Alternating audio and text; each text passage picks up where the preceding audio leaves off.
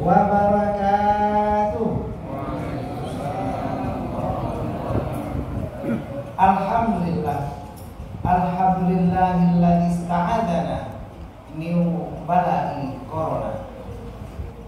Wassalatu wassalamu ala sayyidina wa habibina wa syafi'ina wa dhuhrina wa maulana Muhammadin nabiyyina wa ala alihi wa sahbihi man sama wa qama fi syahri Ramadan.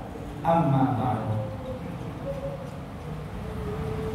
Pada suatu hari tersebutlah sebuah kisah.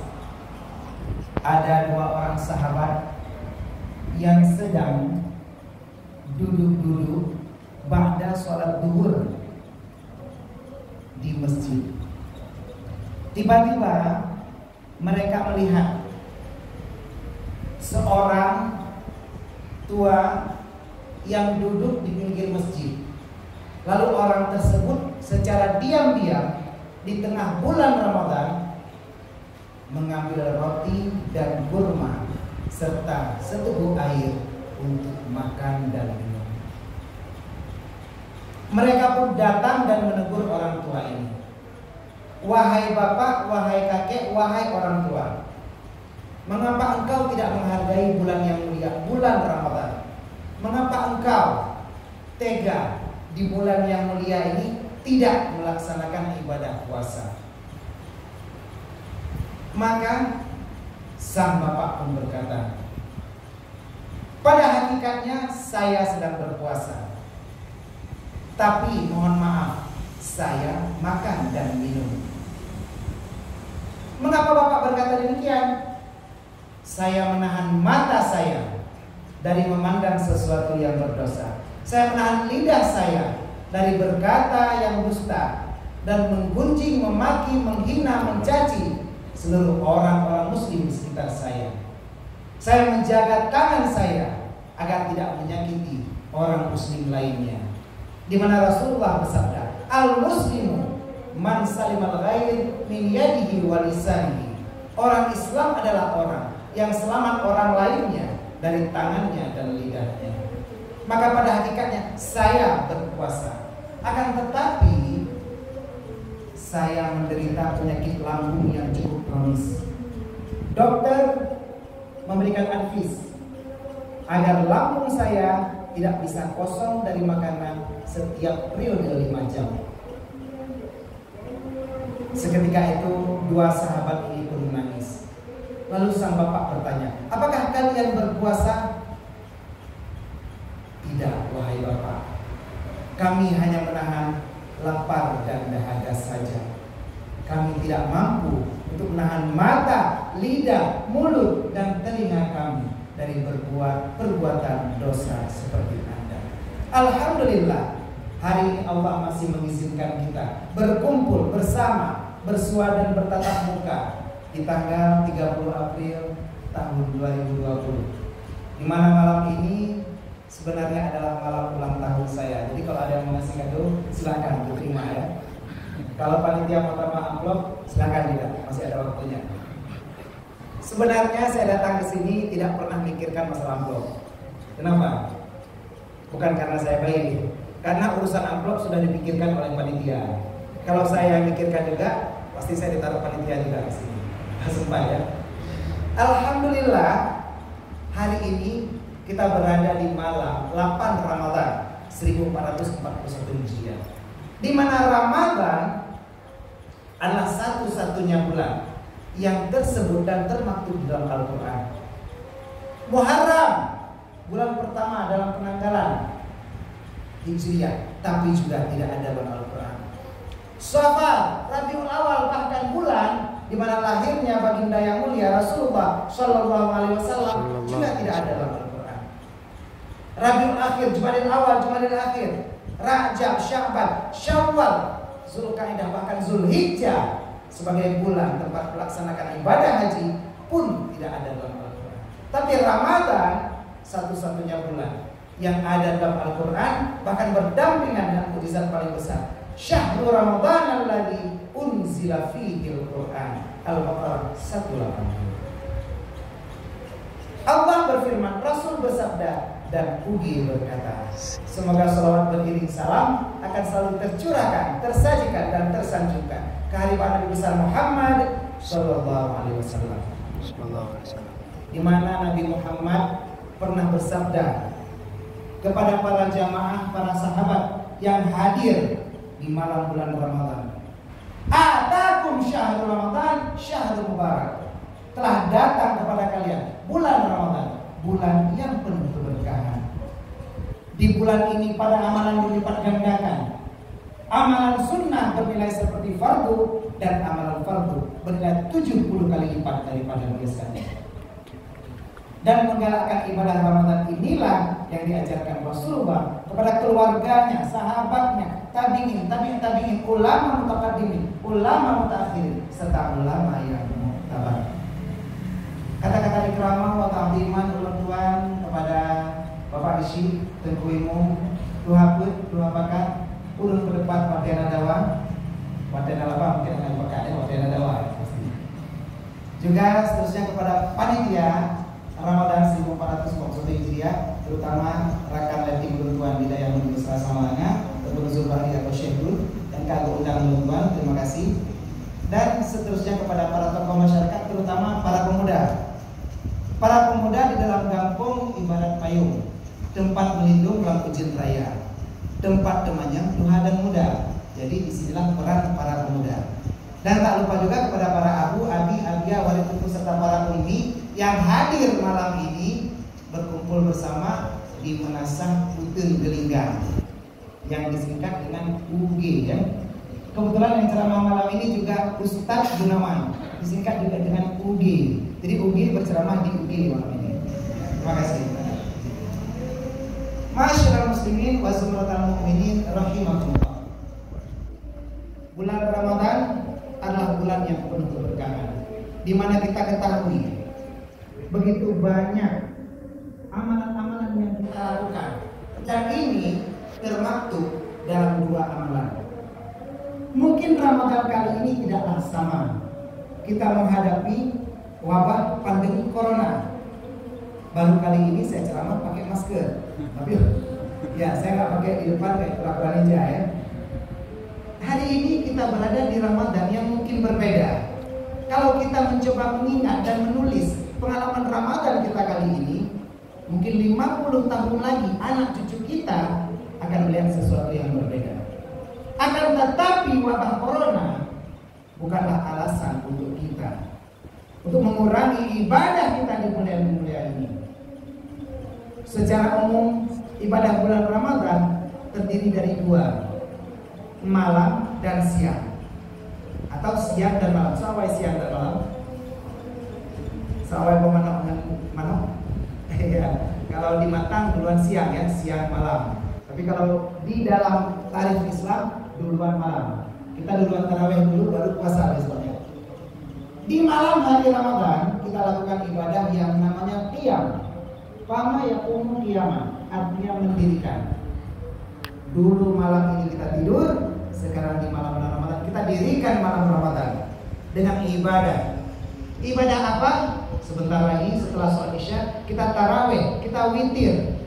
Lalu mungkin kita tertidur sejenak untuk terbangun kembali, lalu melakukan sholat sunat tahajud kah, sholat sunat taubat, sholat sunat istikharah, sholat sunat hajat. Timbul pertanyaan, Ustaz, tadi kami sudah sholat witir, bolehkah kami melakukan sholat lagi ketika kami terbangun sebelum makan sahur? Jawabannya boleh. Akan tetapi yang jangan kita lakukan witir kembali di akhir malam. La witrani fil lailatin. Tidak ada dua witir pada satu malam. Akan tetapi kita ingin witir di malam hari di awal atau di malam hari di akhir. Ini adalah pilihan. Abu Bakar ditanyakan, mata utiru ya Abu Bakar? Kapan engkau berwitir ya Abu Bakar? Utiru fi awali lailatin. Beliau berwitir pada awal malam. Kalau malamnya kita dirikan dengan qiyam, inilah yang dijanjikan oleh Rasulullah, man qama ramadana imanan wa ihtisaban ghufira lahu ma taqaddama min dhanbi. Barang siapa di antara kita dan kita semua yang hadir pada hari ini mendirikan malam bulan Ramadan dengan iman dan mengharap pahala dari Allah, maka Allah akan mengampunkan seluruh dosa-dosa kita. Di siang harinya kita lakukan suatu ibadah yang namanya siyam atau puasa. Malamnya qiyam, siangnya siyam. Berpuasa pun tidak ada halangan dengan namanya wabah corona. Bahkan dengan adanya wabah corona, kita jauh lebih terjaga, jauh dapat menjaga diri dari batasan-batasan yang Allah larang. Saat ini kita melihat wanita yang cantik sekalipun wajahnya ditutupi cadar masker pastinya, karena mencegah wabah ini menyebar. Dan ini mengurangi resiko kita hilang pahala puasa. Tinggal kita menjaga lidah kita, tangan kita dari pencuri-pencuri yang ada dalam bulan Ramadan. Apa saja pencuri yang ada dalam bulan Ramadan? Inilah yang harus kita jaga. Yang pertama, televisi. Kita di rumah punya TV, kita tonton acara di waktu sahur. Karena di bulan Ramadan inilah prime time-nya, waktu berkualitasnya, waktu sahur dan berbuka. Begitu banyak tayangan-tayangan televisi yang hadir di saat itu. Akan tetapi prime time kita dalam setahun, dalam 12 bulan yang Allah janjikan adalah bulan Ramadan. Jangan kita isi tontonan TV kita dengan hal yang berbau gosip, berbau sinetron yang mengumpat aurat, dan berbau tontonan-tontonan yang mengundang maksiat. Yang kedua, pencuri di bulan Ramadan adalah bergadang. Haji Romawi Irama pernah berkata, begadang jangan begadang kalau tak ada artinya. Begadang boleh saja kalau ada maksudnya. Kalau kita bergadang untuk tadarus, mungkin boleh saja. Itu pun dengan syarat tidak mengganggu tidurnya orang, dan jangan tinggal sholat di waktu siang.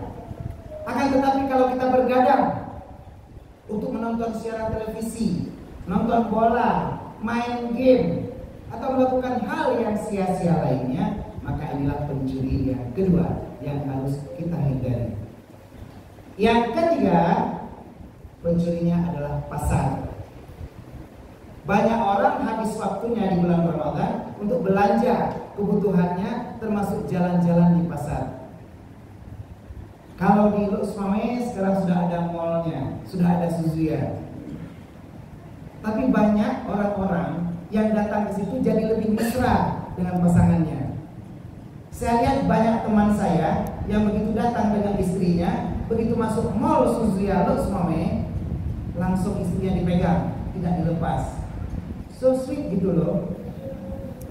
Ketika saya bertanya, mengapa Anda tidak melepas tangannya? Ternyata, Ustaz, kalau saya lepas tangannya, dia belanja gak karuan, habis uang saya, Ustaz. Jadi bukan romantis juga, tapi dijaga karena pasar juga merupakan pencuri di bulan Ramadan. Masyarakat muslimin, apalagi pencuri di bulan Ramadan, dapur untuk kaum ibu. Waktu setelah asar sampai berbuka tiba adalah waktu mustajabah doa. Kalau ibu mulai masak, hindari waktu setelah asar sampai berbuka. Kalau bisa masaknya agak cepat. Jadi kalaupun dirasa-rasa mungkin masih agak kenyang pastinya karena siang hari.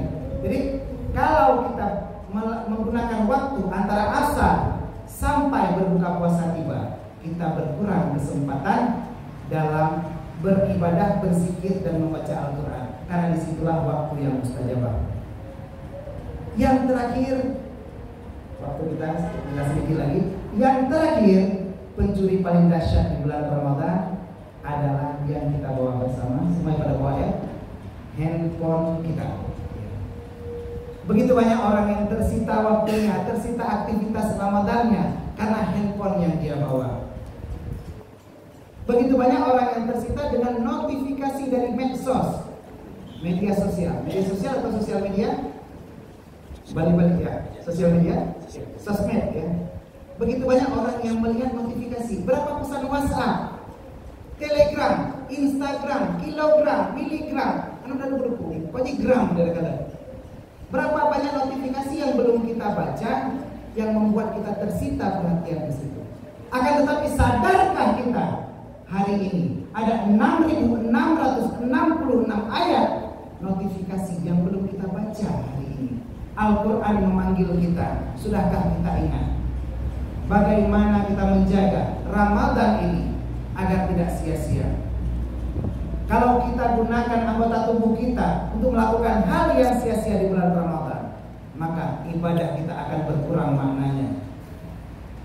Kalau kita melakukan hal yang sia-sia, ini akan menjadi api neraka untuk kita. Kita gunakan handphone kita untuk melihat hal yang buruk, seperti kita memasukkan bara api ke dalam mata kita. Lalu, kalaupun kita melepaskan itu, seperti kita mengangkat kembali bara api dari mata kita. Kita mendengar hal yang sia-sia, Walkman kita colok dalam telinga kita. Kita dengarkan lagu-lagu yang tidak bernuansa Islami, seperti kita memasukkan bara api ke dalam telinga kita. Dan juga disinilah waktu kita mengeluarkannya di bulan Ramadan ini. Kalau kita hari ini menggunakan harta kita untuk berfoya-foya dan melakukan hal yang sia-sia, bahkan tidak kita gunakan harta kita untuk bersedekah di masa pendidikan yang saat dalam tahap pembangunan dan masih membutuhkan uluran tangan kita, maka ulaika yaquluna fi butunihim nar, seakan-akan kita memasukkan bara api ke dalam mulut kita dan nantinya besok pagi baru keluar dan kita buang saat kita melakukan ibadah Ramadan seperti biasanya. Inilah yang dapat saya sampaikan pada kesempatan singkat ini. Jika kita melaksanakan siam dan qiyam dengan sempurna, terbebas daripada pencuri di bulan Ramadan, insya Allah Allah akan menjaga ibadah kita. Sehingga man shoma wa qama Ramadan imanan wa ihtisaban ghufira lahu ma taqaddama min dzambi. Barang siapa yang berpuasa dan mendirikan malam bulan Ramadan dengan iman dan mengharap pahala dari Allah, Allah akan menghapuskan dosa-dosa kita semua. Seandainya kita hidup seakan-akan kayaumin waladatuhu ummuhu, sebagaimana hari kita dilahirkan oleh ibunda kita. Kita berdoa agar Allah ampunkan dosa-dosa kita di pertemuan kali ini. Allahumma ja'al hadza jam'ana jam'an marhuma wa tafarruqana min ba'dihi tafarruqan ma'suma. Sekian saja dapat saya sampaikan. Wallahu muwaffiq ila aqwamit thoriq. Wassalamualaikum warahmatullahi wabarakatuh.